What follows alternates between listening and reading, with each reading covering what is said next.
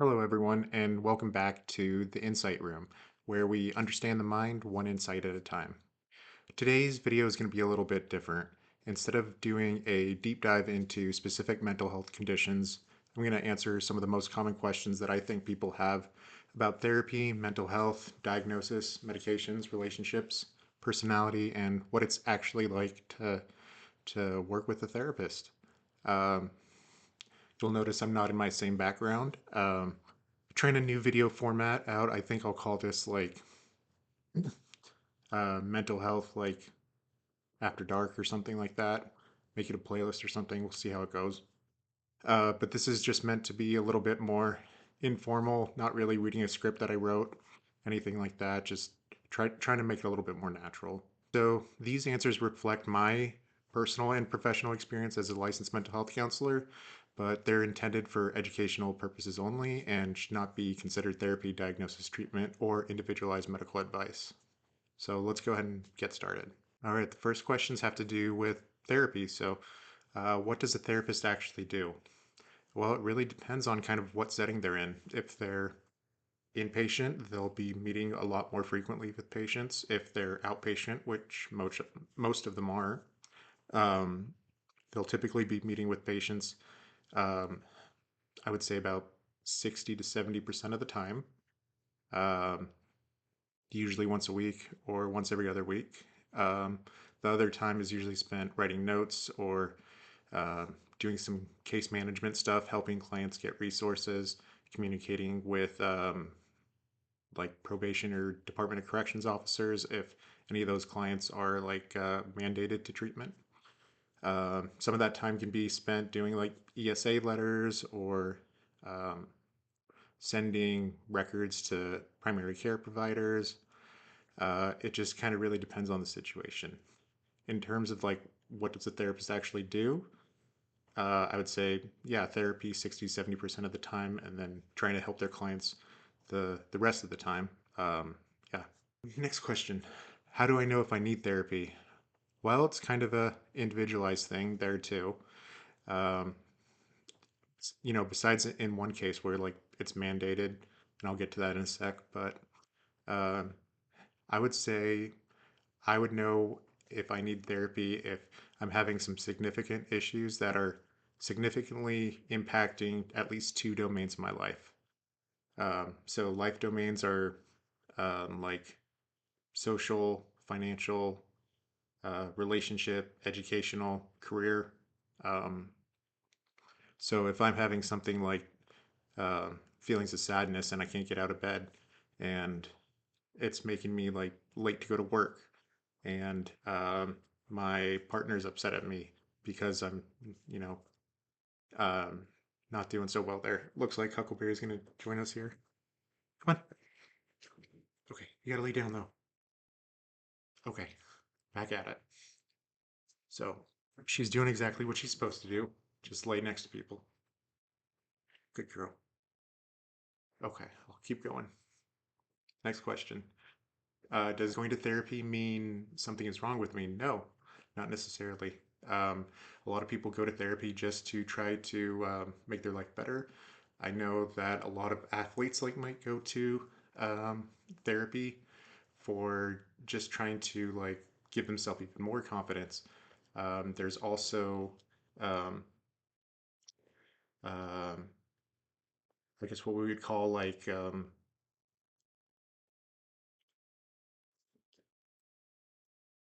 this general like exploration stuff might be a good way to talk about it. How long does therapy usually take? I've had some clients who only need a couple sessions and then they feel like they're good to go. And I've seen some clients for 2, 3, 4 years um, on a essentially weekly basis. Sometimes for people it's a little bit more acute and I'll see them 2, maybe 3 times a week for a couple months. And then if they're not going down on their sessions by then they either need a different therapist or need a different level of care because I'm obviously not helping or this process isn't doing what it's supposed to be doing if they're seeing me that much and they're not going down on a level of care. Um, Next question. Can therapists tell if a client is lying? Ooh, uh, I'd say, of course, it depends on the therapist and how well they can um, receive body language and cues. For me, I feel like I'm pretty good at it in terms of understanding if they're lying. A lot can be, understood like with the eyes and their body language, or if they really just react in a way that's not their typical self. Um, a lot of times we can't though. Um, and sometimes, even if we know for sure that like a client is lying, um, unless it's one of their clinical problems, and I've talked to them about, hey, if I think that you're lying, I'm going to call you out, and I don't want you to think badly about it, but we're working on lying, so was that just a lie? And I won't be mad if you say yes, we're practicing telling the truth. Because a lot of clients come to therapy because they either have pathological lying or they just automatically lie because they're defensive, and that can be something to work on. Now, if lying is not a clinical subject with them, um, I will typically not bring it up. Um, and unless I know 100% it's a lie, I'm probably still not going to bring it up if I know it's a lie. Um, I might bring it up way, way, way down the road, but the lying tells us something. Um, so, can we tell if you're lying? The answer is probably. Next question is, what's the difference between a counselor, therapist, psychologist, and psychiatrist? Counselor and therapist are pretty interchangeable. Um, in some states, there's addiction counselors, and typically those only need 2 or 4, sometimes 6 years of college. But for most states, not all states, um, a therapist has to have at least a master's, and part of that master's is typically a at least about 3 to 6 months of uh, in school training, and then anywhere from 2 to 5,000 hours after school after you get your master's. And counselors and therapists just do talk therapy most of the time. They can do group therapy, they can do family counseling, they can do couples counseling. Um, Psychologists have a PhD or a PsyD, and they typically do testing. They can also do all the therapies. Sometimes there's industrial organizational psychologists, and they work with companies, um, but they do not prescribe meds. A psychiatrist is typically a MD or a DO, and they do prescribe meds, and that's usually their primary focus. Very rarely nowadays do you have psychiatrists performing therapy. Psychiatrists can perform therapy, but typically it's a little bit more monetarily lucrative to just see patients for 20 or 30 minutes at a time because there's such a high demand for psychiatry that um, just for the meds part that um, they typically have a really big caseload, but they can do therapy too, but they typically just do medication management. All right, what happens during the first therapy session? Good question. Um, Typically, the therapist will ask open-ended questions, get to know you and your life and your situation more. Um, they'll they will, depending on where it's at, they'll go over like a counselor disclosure. So they'll just tell you like what the practice is about. They'll tell you about confidentiality. Um, they'll kind of tell you a little bit about themselves on their comfort level, um, and kind of what their approach is. Um, and then you need to also make at least an initial treatment plan. It doesn't have to be a completely full one yet, but um, yeah. Um, and depending on the person and the situation, we'll do risk assessment as well for potential for harm of self or others. Um, but that's pretty rare, but it is part of it. We will ask at least a couple questions there for everyone. Next question. How do I know if my therapist is a good fit? You might not know right away, but typically go ahead and do research on your therapist. Don't do a deep dive. You don't need to Go log into their Facebook and Instagram and stuff like that. But just their professional ones is fine. Um, like if they're on Psychology Today or whatever website or service they use, they'll typically have a bio that they post on there for a couple paragraphs, and they'll say what their specialties are. Like for me, my specialties are OCD, ADHD, autism, bipolar, and personality disorders and addictions. So um, that means if someone um, is searching for like me, um, but they're dealing with something along the lines of like an eating disorder or um, a sexual deviance or um, um, panic, um, and they see like, oh, this person specialized in this. Maybe it would be a better idea to try to look at someone else. In terms of like gender, um, some people prefer a male or a female, an older or a newer counselor. I've had lots of um, kind of first time female clients who might have had one or two or three or four or more female counselors, and they finally like switched to a male one like me, and it works really well for them. I've also known of male clients who've gone to many male counselors and then switched to a female one, and that one really worked. Um, but it really is individualized there. All right, another question. Can personality disorders improve? Um, that's an interesting question as well. I do believe, yes, they can functionally improve. Their symptoms can be reduced and managed better. Um, it typically takes a while for the symptoms to be low enough where their personality disorder is no longer necessarily diagnosable. So as long as they're in recovery and keep with their um, symptom management, medication, behavioral interventions, and they stay on top of those. Um, that's kind of my best question there. Is would I say can a personality disorder be curable? I think it can definitely go into remission, but a personality disorder is a long-standing, um, persistent um, difficulty that people experience. Um, so we don't typically see like complete cure necessarily of personality disorders. And that's another thing to consider with mental health. There's not necessarily cures, there's just remission and less symptoms for most of the conditions. Next question. Why do people stay in bad relationships for lots and lots and lots of reasons?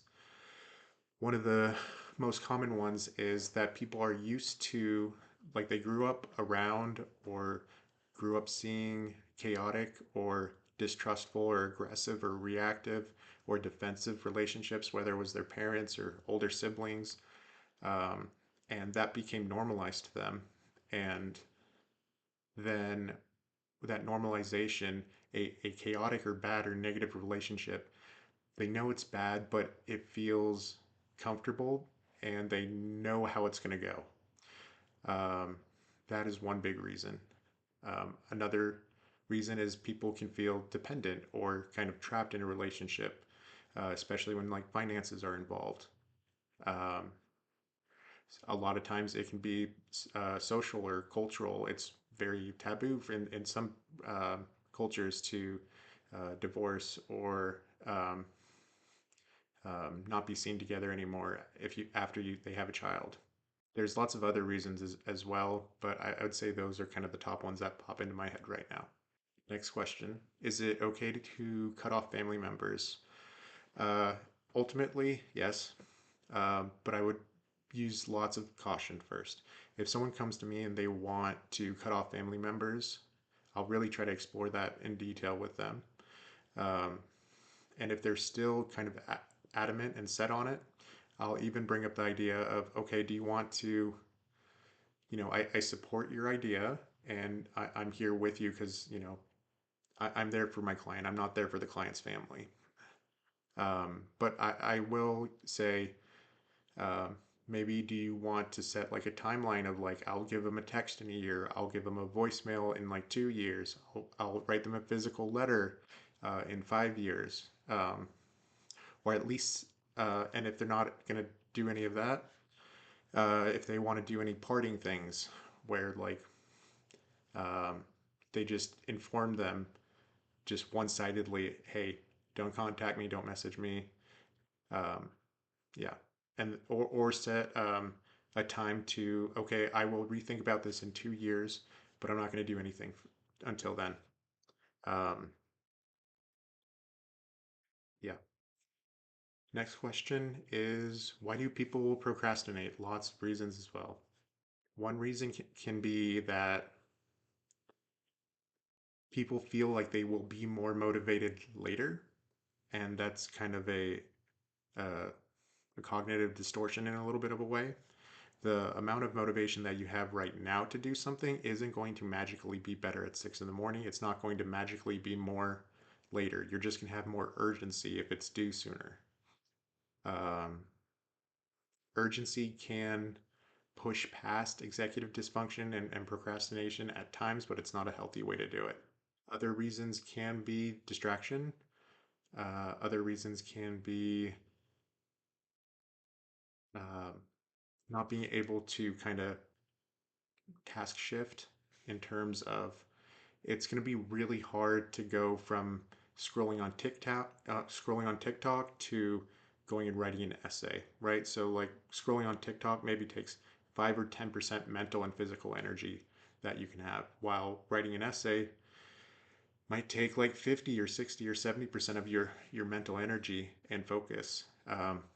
So with some of those things, I'll try to suggest doing kind of stepping stone, like, okay, instead of just going straight to like writing the essay, what's something that's going to take a little bit more effort, a little bit more effort, a little bit more effort, so you can kind of get there. Okay, so get up and go to the bathroom, eat something. Okay, what's the next thing? Take the piece of paper out and stuff. Right, kind of breaking it down in small steps. Um, Doing things that are a little bit more mentally challenging, rather than just trying to go immediately to something that's really hard. Another question, why do some people fear success? Um, because success brings a lot of responsibility sometimes. It brings more people into your life at times. They expect more later. Um, they don't want to kind of prove themselves right, because then they'll have to, or prove themselves wrong that they can or can't do something, because if they succeed this time, then that means they need to succeed at everything that's also up to that level of difficulty. They can also fear change, like if I uh, have success with my um, work or my education, then that's going to bring change for me, and I'm comfortable where I'm at, so why would I want success to make change happen? Um, Kind of some similar things with why people fear failure. Yeah, it feels bad. It might bring change, um, guilt, shame. Yeah. All right. So another question: do therapists judge clients? We really try not to. It's a skill that's built.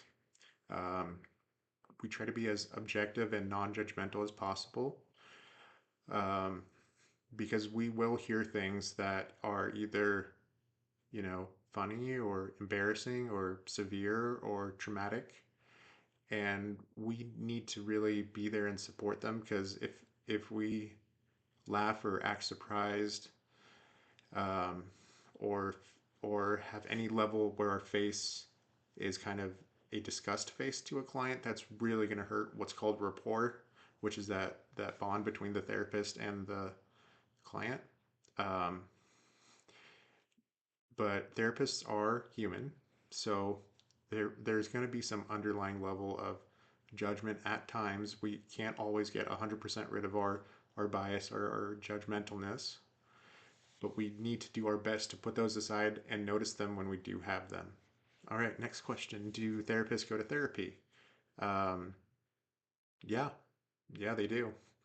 Um, there was it's a kind of a joke where like a client, like if I have a client and then I'm going to therapy, then does that mean that that's the client's grand therapist or something? Yeah, I don't know, but absolutely they do.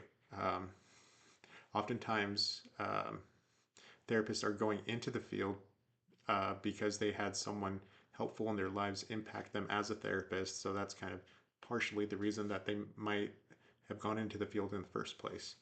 Next question. What's the most rewarding part of being a therapist? That's a hard one. There's lots of reward. The thing that first comes to my mind is when I see or hear or get a letter from a client or an email after they've been with me for a while, and or like they're not with me anymore, they've already completed their treatment, and they say thank you, or they come into the office and just say they appreciate everything. Those are really good. um, like recently I had a client who saw me like walking my dog around, and they came up to me um, and said that I really helped them, and was a big part of their recovery. um, so I would say that's the most rewarding part of being a therapist. Do therapists ever get surprised by what clients tell them? I did in the beginning for a while. Um, that's because I started as an addiction counselor when I was 23, maybe 24. Um, and I went straight into the trenches, is what they call it. So this was inpatient co occurring treatment, drug addiction, and mental health, serious mental illness. And the surprise I had was there is there was a lot of drugs going on, and um, and people are not doing as great as you think they are, and society is pretty difficult to a lot of people. Um, in terms of other kinds of surprise, um, yeah, yeah, I'll get surprised even with not even the higher socioeconomic status people. Um, whether it's politicians or businessmen or women who make, I don't know, 5 to 10 times more than I do, and they they have problems just like everyone else. Um, Money doesn't solve problems. Another surprise that I had um, is when I first started seeing psychotic and delusional patients, where someone might think they're some type of prophet, or um, they believe someone's truly out to get them. And it's a careful thing to navigate. What mental health advice do I think is overrated? Um, God, I don't want the moms to come after me, but that eat, pray, love kind of mentality. There's not going to be a 3 or a 5 word mantra that you do and you feel good and you don't have to worry about your mental health anymore. Because mental health is complex. Mental illness is it can impact anyone. Um, in terms of overrated, I do like breathing exercises, and they are very helpful for some people. Um, I also kind of don't like the stereotype of, well, just how do you feel, or why don't you, try to take some deep breaths here. Yeah, that can be a small skill, but um, yeah, I think that part's a little bit overrated. Maybe what part of mental health do I think is underrated? Oh gosh, probably the assessment part. Sometimes therapists just jump right into therapy uh, after the first session, and you still don't really know 100% what's going on. So I think it's really important to use like objective measures like questionnaires, and be consistent with that. Because if you're treating anxiety and the person happens to be like OCD or vice versa, it can, you know, really slow down the progress. If everyone could learn one psychological skill, what would it be? Oh man, I would probably have to go with DBT, one skill there. So that stands for dialectical behavioral therapy, which is under the branch of cognitive behavioral therapy. And DBT really loves acronyms. So one of the acronyms is called STOP and stands for stop, take a step back, observe the situation, and proceed mindfully. Just ways of coping with anger, ways of coping with fear or emotional reactivity or defensiveness. It's a good way to kind of go about things. All right. She's gonna kind of look away for a little bit. You're a good girl. You're doing so good. I will try to get Huckleberry in more videos. I know she's very cute. So, what's one thing that I would want viewers to remember after this video?